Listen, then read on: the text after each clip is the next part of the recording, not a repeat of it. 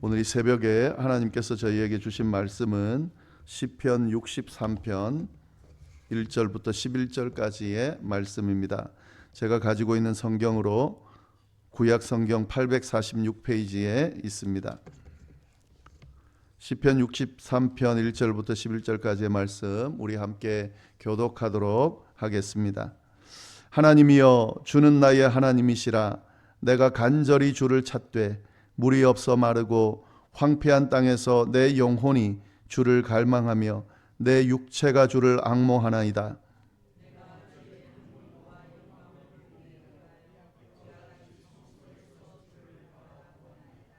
주의 인자하심이 생명보다 나음으로 내 입술이 주를 찬양할 것이라.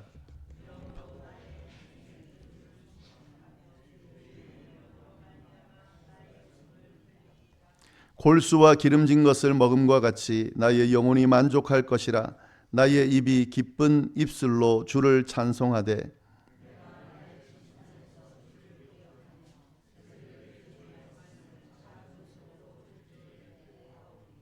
주는 나의 도움이 되셨음이라. 내가 주의 날개 그늘에서 즐겁게 부르리이다.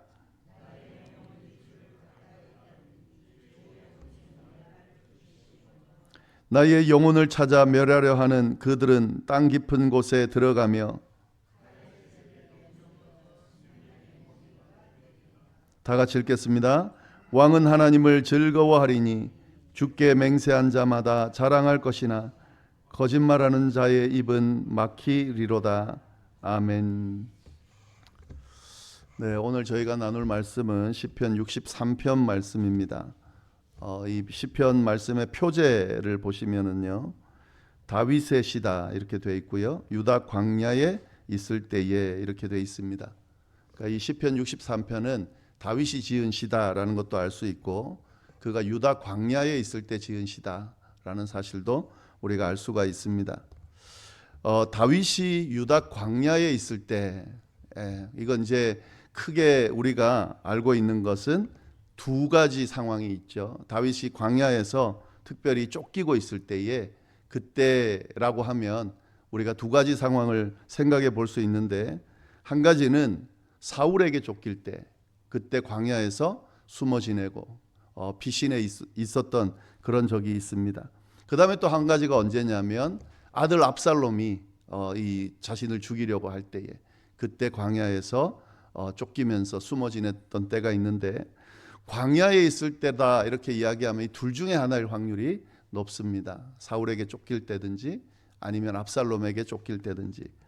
근데 오늘 말씀을 보시면은 11절 말씀을 보시면은 왕은 하나님을 즐거워하리니 주께 맹세하는 자마다 자랑할 것이나 거짓말하는 자의 입은 막히리로다. 왕은 하나님을 즐거워한다라고 했을 때에 지금 이 왕은 스스로를 이야기하는 거죠. 그래서 자신은 하나님을 즐거워한다라고 이렇게 볼 수가 있습니다. 그래서 다윗이 왕이었을 때다라고 우리가 유추해 볼 수 있는데요.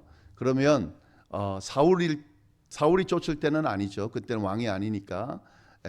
압살롬이 쫓아올 때에, 자신을 죽이려고 할 때에, 그때 광야에 있을 때다라고 우리가 추측해 볼 수 있습니다. 정확히 어느 때인지는 나와 있지 않기 때문에 어느 때다라는 말씀을 드릴 수 없지만, 이 두 가지 해석 중에서 이 압살롬이 아들 압살롬이 자신을 죽이려고 쫓아올 때, 피신해 있을 때, 그때 광야에서 지은 시다 이렇게 우리가 생각해 볼 수 있겠습니다. 자, 이런 상황을 한번 생각해 보세요. 너무 기가 막히잖아요. 아들이 자신의 왕위를 뺏기 위해서 자신을 죽이려 하고, 그래서 그 아들이 죽이려고 하는 상황에서 도망치고 있는, 광야에 숨어 있는 그런 상황에서 어떤 시편 고백을 하고 있을까?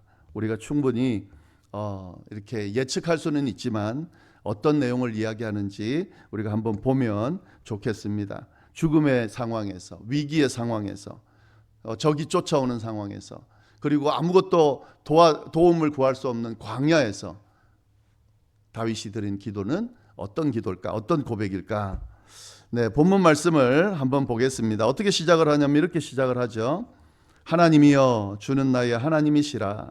내가 간절히 주를 찾되 물이 없어 마르고 황폐한 땅에서 내 영혼이 주를 갈망하며 내 육체가 주를 앙모하나이다. 자, 어떻게 시작합니까? 하나님이여 라고 시작을 합니다. 하나님을 부르면서 그의 시편을 시작하고 있습니다. 하나님이여 주는 나의 하나님이시라. 내가 간절히 주를 찾습니다. 다윗은 이 기가 막힌 죽음 직전에 처한 그런 고난 가운데 있는 상황에서 제일 먼저 뭘 하고 있냐면 하나님을 찾고 있다 하는 거죠. 그러면서 이 하나님을 찾고 있는 다윗의 상황이 어떤지 스스로 고백하고 있습니다. 뭐라고 고백했습니까? 물이 없어 마르고 황폐한 땅에서, 광야에서 그렇게 찾는다는 거죠. 고난과 역경과 죽음의 순간을 겪는 가운데 불평할 수도 있고 다른 세상적인 어떤 그런 도움들을 찾을 수도 있고 여러 가지가 있을 수 있는데 다윗은 어떻게 한다는 거예요? 물이 없어 마르고 황폐한 땅이지만 거기서 내가 하나님을 찾습니다. 나의 하나님이여 주는 나의 하나님이십니다. 이렇게 찾고 있다 하는 거죠. 여기서 찾는 표현을 보세요. 내가 간절히 주를 찾되, 간절히 주를 찾는다는 거죠. 그냥 하나님 어디 계시나 이런 정도가 아니라요. 하나님이여 주는 나의 하나님이십니다라고 하는 이 의미 안에는 지금 광야에서 물이 없고 마르고 황폐한 땅에서 어찌할 바를 몰라하는 이 상황에서 하나님을 간절히 찾고 있다 하는 거죠. 다르게 표현해 놓은 것은 보시면 1절 뒷부분에 내 영혼이 주를 갈망하고 내 육체가 주를 앙모하나이다. 내 영혼도 주를 갈망하고 내 육체도 주를 앙모합니다. 온 마음을 다해서 영과 육과 이 모든 것들을 다해서 주님을 찾습니다. 내가 그런 상황입니다라고 하는 그런 의미가 담겨 있는 거죠. 하나님이 아니면 이 상황에서 벗어날 수 없습니다. 하나님만이 저의 도움이 됩니다 하는 그런 의미들을 다 담고 하나님을 찾고 있다 하는 거죠. 하나님의 백성들이 광야 같은 상황에 처했을 때 누구를 찾아야 하는가를 이 말씀이 분명히 보여줍니다. 도움이 필요할 때에, 어찌할 바를 모를 때에, 물이 없고 황폐하고 죽음 같은 그런 상황에서 적들이 쫓아오고 나를 죽이려 하고 하는 그런 느낌을 받을 수 있는 그런 상황에 처했을 때에 하나님의 백성들이 어떻게 해야 되는가? 다윗처럼 하나님을 찾을 수밖에, 하나님을 찾아야 된다 하는 거죠. 하나님밖에 없다. 광야에서 우리를 지켜주실 분은, 우리를 인도해 주실 분은, 우리를 도와주실 분은 하나님밖에 없다라고 생각하고 하나님을 찾는 사람들, 이 사람들이 바로 하나님의 백성이다라는 것을 다윗이 우리에게 보여주고 있습니다. 신앙생활 하면서 제대로 신앙생활 하게 되면 한 번쯤은 경험하게 되는 것이 바로 이런 거죠. 살다 보면 기가 막힌 상황들에 많이 처하게 되잖아요. 우리 힘으로 감당할 수 없는, 어찌할 바를 모르는, 내 노력과 능력 이런 지혜로 감당하려고 하지만 어떻게 되지 않는, 그리고 누군가의 도움을 찾아보고 그 도움을 받으려 하지만 누구도 도와줄 수 없는 그런 기가 막힌 상황에 처할 때가 있는데, 그때 신앙생활 하는 사람들은 하나님을 찾죠. 그때 하나님을 찾을 때는요, 사실은 하나님 도와주실 수 있습니다라든지 이런 게 아니에요.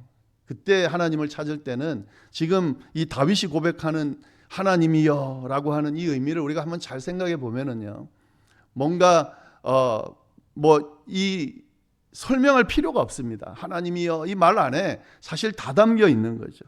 하나님이여. 하나님 우리의 모든 걸 알고 계시거든요. 그 하나님 앞에 하나님이여 라고 부르짖는 것, 하나님을 찾는 것, 그것만으로도 사실은 그 문제를 해결하는 그런 해결점이 된다 하는 거죠. 하나님, 근데 그 하나님이 어떤 하나님입니까? 나의 하나님. 그 나의 하나님, 그 하나님이 어떤 하나님입니까? 주님, 나를 구원해 줄 분, 다윗이 이렇게 고백하고 있는데 사실 이것이 믿는 자들의 고백이 된다 하는 거죠.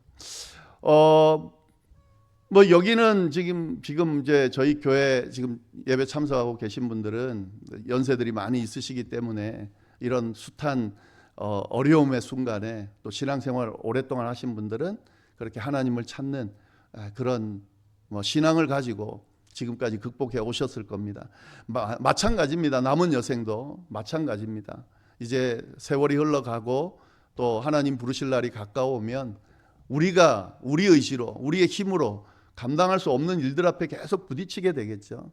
그때 우리를 도와주고 우리를 붙들어주고 우리를 구원해주고 우리를 일으켜주고 우리에게 힘을 주실 분은 하나님밖에 없다는 사실을, 그 믿음을 더 강하게 붙드시고 그때마다 하나님, 나의 주님, 당신밖에 없습니다. 당신이 나의 모든 것입니다 라고 그렇게 고백하면서 감당할 수 있어야 된다 하는 거죠.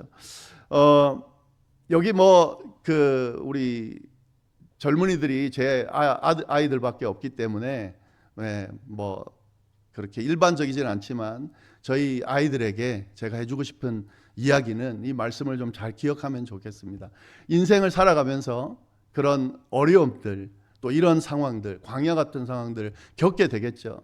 그때 부모님이 도움이 될 수 있죠. 그래서 저희에게 부모에게 연락하면 도움을 줄 수 있습니다. 그러나 부모가 도와주는 것도 한계가 있어요. 그렇기 때문에 이때 하나님을 찾으시면 좋겠어요. 나의 하나님 부르짖는 그 순간에 다른 고백할 필요 없어요. 하나님, 나의 하나님이시죠? 내가 그 하나님을 찾습니다 라고 고백하면 그 하나님께서 반드시 찾아가 주셔서 위로해 주시고 격려해 주실 거다. 이 말씀을 꼭 붙들고 기억할 수 있기를 바랍니다. 이렇게 하나님을 찾아야 되는 것이 우리 하나님의 백성들의 모습인데, 그때 기억해야 되는 부분이 있다. 이 다윗의 고백을 통해 우리가 알 수가 있는데요. 2절 말씀을 보시면 이렇게 이야기를 합니다. 하나님을 찾으면서요, 내가 주의 권능과 영광을 보기 위하여 이와 같이 성소에서 주를 바라보았나이다. 이 무슨 말인가요? 내가 주의 권능과 영광을 보기 위해서 이처럼 성소에서 주를 바라보았나이다 라는 말을 조금 더 풀어서 말하면 이 말입니다. 비슷한 말이지만 내가 주의 권능과 영광을 보기 위해 이처럼 성소에서 주를 바라보기를 원하나이다. 이게 무슨 말이냐면요, 이 다윗이 경험한 신앙의 경험이 있는 거예요. 어떤 경험이 있습니까?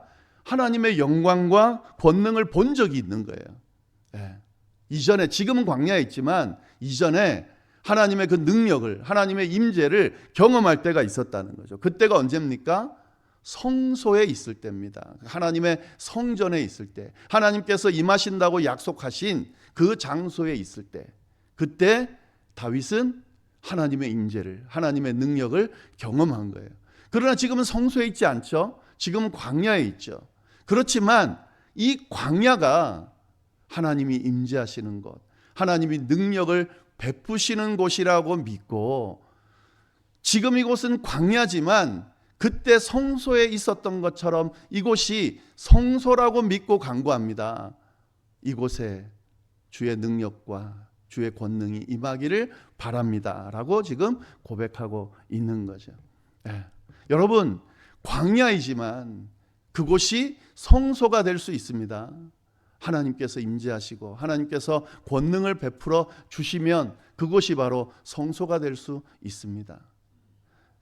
지금 내가 처해 있는 그 상황이 하나님이 전혀 나를 돌보시지 않는, 하나님과 나 사이가 아주 멀리 있는 것 같은, 하나님께 버림받은 것 같은 그런 상황에서도 하나님은 임재하시고 하나님의 백성들을 지키시고 보호하신다. 이 신앙을 꼭 가지시기를 바랍니다. 그곳이 성소가 될 수 있다는 거죠. 성소가 될 수 있다고 믿고 하나님 앞에 간구할 수 있어야 된다. 다윗은 지금 그렇게 고백하고 있다 하는 거죠. 3절 말씀에 또 어떻게 이야기하냐면 이렇게 이야기합니다. 주의 인자하심이 생명보다 나음으로 내 입술이 주를 찬양할 것이다. 주님의 그 인자하심이 자신의 생명보다 낫다 하는 거죠. 이 말은 무슨 말이냐면요, 하나님의 인자하심이 없으면, 하나님이 돌아봐 주시지 않으면 자신의 생명도 의미가 없다 하는 그런 말입니다. 그러니까 하나님, 제가 지금 살아있지만 사실 사는 게 아닙니다. 하나님의 인자하심이 저를 돌아보실 때 제 삶이 의미가 있습니다. 그러면서 하나님을 찾고 있다 하는 거죠. 네, 그렇게 고백하면서 어떻게 하냐면 3절 보세요. 뒷부분, 내 입술이 주를 찬양할 것이다. 여러분, 광야에서 하나님을 찾을 때에 정말 중요한 자세가 바로 찬양하는 겁니다. 네. 왜냐하면 이 찬양이라고 하는 것은 왜 중요하냐면요, 하나님의 존재를 인정하는 거거든요. 하나님의 존재를 인정하지 못하는 사람은 절대 찬양할 수 없습니다. 왜냐하면 찬양이 갖고 있는 의미가, 당신은 나의 하나님입니다, 나를 지으신 분입니다, 나를 구원하신 분입니다, 이에 대한 고백이 바로 찬양이거든요. 하나님의 존재에 대한 나의 높임, 나의 경배, 이게 찬양이거든요. 하나님의 존재를 인정하지 않으면 찬양할 수 없죠. 여러분, 광야에서 하나님을 찾을 때에 내가 찬양한다라고 하는 것은, 이 광야에서도 하나님은 나의 하나님이라는 것을, 이 광야에서도 하나님은 나를 버리지 않는다는 것을, 이 광야에서도 하나님은 나를 찾아오셔서 내 손을 붙들어 줄 뿐이라는 것을 인정하는 거거든요. 고백하는 거거든요. 그래서 찬양한다는 건 참 중요합니다. 어떤 사람은 이렇게 이야기를 할 수 있죠. 힘들기 때문에 어떻게 하나님이 나와 함께 하시는 것 같지 않고, 하나님이 나를 버린 것 같은데 어떻게 하나님을 찬양해? 여러분, 그럴 수 있죠. 근데 그게 속이는 거예요. 네. 하나님께서 함께 하시지 않는 그때가 바로 하나님의 존재를 인정할 때입니다. 그래야 하나님의 도움을 받을 수가 있거든요. 네. 그때가 바로 찬양할 때라는 거죠. 그래서 기쁠 때, 즐거울 때, 찬양이 나올 때, 그때 당연히 그건 찬양이 나올 수밖에 없고 하게 돼 있어요. 근데 진짜 찬양은 언제 드릴 수 있어야 되냐면 광야에서요. 네. 광야에서 드릴 수 있어야 된다는 거죠. 지금 다윗이 하고 있는 이 찬양은 광야에서 하고 있는 찬양입니다. 언제 죽을지 모르는, 하나님께 버림받은 것 같은, 세상에 아들이 자신을 죽이려고 하는 이 기가 막힌 상황에서 그가 뭐 하고 있냐면 하나님을 찬양하고 있다고요. 왜요? 이 상황에서도 나를 버리지 않을 분이라는 것을 믿기 때문에요. 이 상황에서도 나를 구해줄 분이라는 것을 믿기 때문에요. 하나님을 그래서 찬양하고 있다 하는 거죠. 그래서 4절 보시면은 이렇게 나옵니다. 이러므로 나의 평생에 주를 송축하며 주의 이름으로 말미암아 나의 손을 들리라. 예. 평생에 주를 송축하며 주의 이름으로 말미암아 나의 손을 듭니다. 예. 평생, 광야뿐만 아니라 일평생 주님을 송축하고 주님의 이름으로 말미암아 내 손을 들겠습니다 라고 그렇게 고백하고 있다 하는 거죠. 이것이 광야에서 하고 있는 다윗의 고백입니다.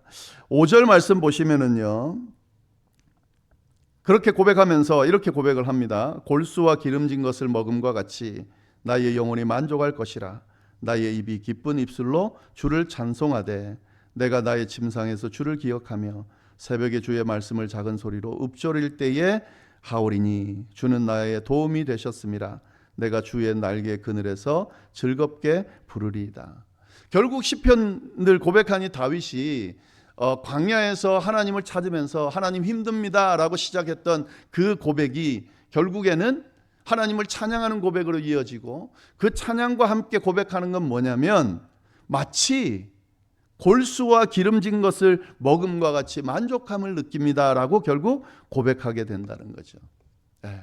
여러분, 무슨 광야에 기름진 것이 있겠어요? 음식을 먹고 배부르게 먹을 수 있는 상황이 아니잖아요. 근데 다윗은 광야에서 그런 배부름을 느끼고 있다 하는 거죠. 마치 진수성찬을 베풀어 그걸 먹고 배부른 것과 같은 느낌을 받는다.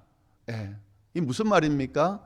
그만큼 하나님의 존재가 내게 그런 풍성함으로 만족감으로 다가온다라고 지금 고백하고 있는 거죠. 이 영적인 하나님과 함께함으로, 하나님으로 인해 경험하는 이 영적인 충만함은 육체적인 그런 허덕임과 이런 것들을 넘어서는 그런 만족감을 준다라고 다윗이 고백하고 있다 하는 거죠.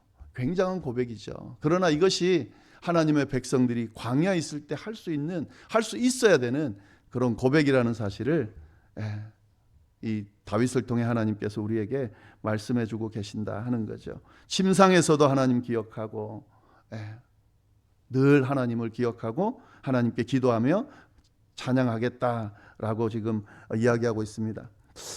저는 이 시편 말씀 중에 이 8절 말씀이 너무 은혜로웠는데요. 이 말씀 가지고 한참 묵상했었는데 이 8절 말씀 우리 같이 한번 읽어보겠습니다. 나의 영혼이 주를 가까이 따르니 주의 오른손이 나를 붙드시거니와. 세번역 성경으로 보면 이렇게 되어 있습니다. 내 영혼이 주께 끝까지 매달리니 주의 오른손이 나를 붙드십니다. 내 영혼이 주께 끝까지 매달리니까 주의 오른손이 결국에는 나를 붙들어 주셨습니다 라는 고백이죠. 주님을 신뢰하고 끝까지 매달리니까 결국 어떻게 됐다는 거예요? 주님께서 나를 도와주셨습니다 라는 고백입니다. 여러분, 우리가 믿는 하나님과 신앙생활 교제한다는 건 바로 이런 겁니다. 끝까지 매달리면 절대 주님께서 외면하지 않으시고 우리를 도와주신다. 우리가 신앙생활 하면서 왜 이렇게 끊임없이 하나님 앞에 기도하고 우리의 필요를 아뢰일까요? 우리의 필요를 아시고 들어주시는 하나님이라고 믿기 때문에 그렇습니다. 만약에 믿지 않는다면 그렇게 할 수 없는 거죠. 또 할 필요도 없고요. 그러나 우리가 믿고 있는 거죠. 여러분, 지금 여러분의 상황이 어떠하든지 간에 어떤 기도를 하고 있든지 간에 하나님 앞에 끝까지 매달리며 기도하면 반드시 하나님께서 도와주십니다. 이게 우리가 고백해야 될 믿음의 고백이다 하는 거죠. 근데 또 거꾸로 이 말은 뭘 의미하냐면 주님이 분명히 도와주실 거기 때문에 내가 끝까지 매달립니다 하는 그런 의미도 되는 거예요.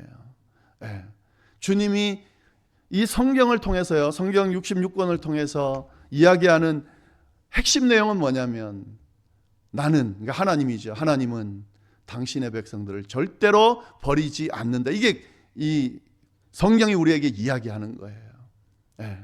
하나님께서 당신의 백성들의 간구를 반드시 들어주시기 때문에 끝까지 그 주님을 신뢰하고 매달릴 것이다. 여러분, 이것이 여러분의 고백이 될 수 있기를 바랍니다. 이렇게 고백하고 있습니다. 그러면서 이제 9절 쭉 보면은요, 자신을 괴롭히는 대적들, 악인들은 하나님이 반드시 심판할 거다라고 확신하면서 고백합니다. 9절, 10절, 나의 영혼을 찾아 멸하려 하는 그들은 땅 깊은 곳에 들어가며 칼의 세력에 넘겨져 승냥이의 먹이가 될 것이다. 지금은 그들이 나를 죽이려고 막 이렇게 힘을 발휘하는 것 같지만 결국에 하나님이 그들을 심판하실 거다. 그들은 이렇게 하나님의 심판 아래, 저주 아래 그렇게 멸망할 거다라고 확신에 찬 고백을 하고 있습니다. 11절 마지막으로 왕은 하나님을 즐거워하리니 주께 맹세한 자마다 자랑할 것이나 거짓말하는 자의 입은 막히리로다.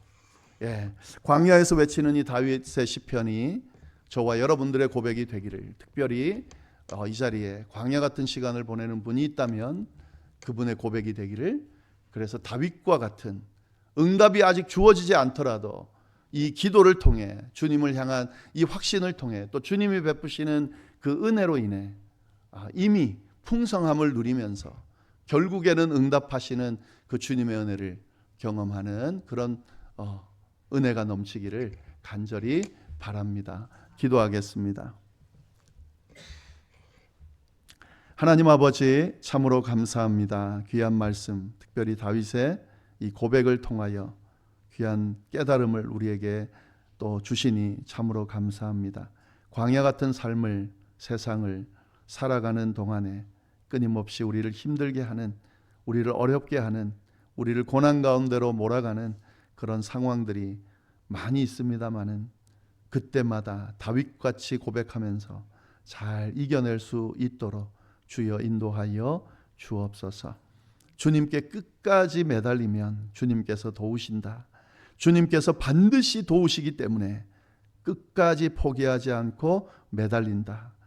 이 다윗의 신앙 고백이 바로 우리의 고백이 될 수 있도록 우리의 신앙 여정 가운데 이런 고백이 드러날 수 있도록 주여 인도하여 주옵소서. 이 시간에 하나님 감당하기 쉽지 않은 광야 같은 시간에서 주님의 도움을 구하는 분이 있다면 주님 늦지 않은 시간에 주께서 찾아가 주셔서 주님의 능력의 손으로 붙들어 주시고 그 모든 어려움과 역경들을 주님 안에서 감당하고 이겨낼 수 있도록 비록 광야에 있지만 진수성찬을 먹은 것처럼 그런 풍성함으로 채워질 수 있도록 주여 역사하여 주옵소서. 이어서 드릴 개인 기도와 중보 기도비에도 하나님 함께하여 주셔서 주님의 동행하심을 느끼는 그런 귀한 기도 시간이 될 수 있도록 주여 역사하여 주옵소서. 감사하며 예수님의 이름으로 기도드립니다. 아멘.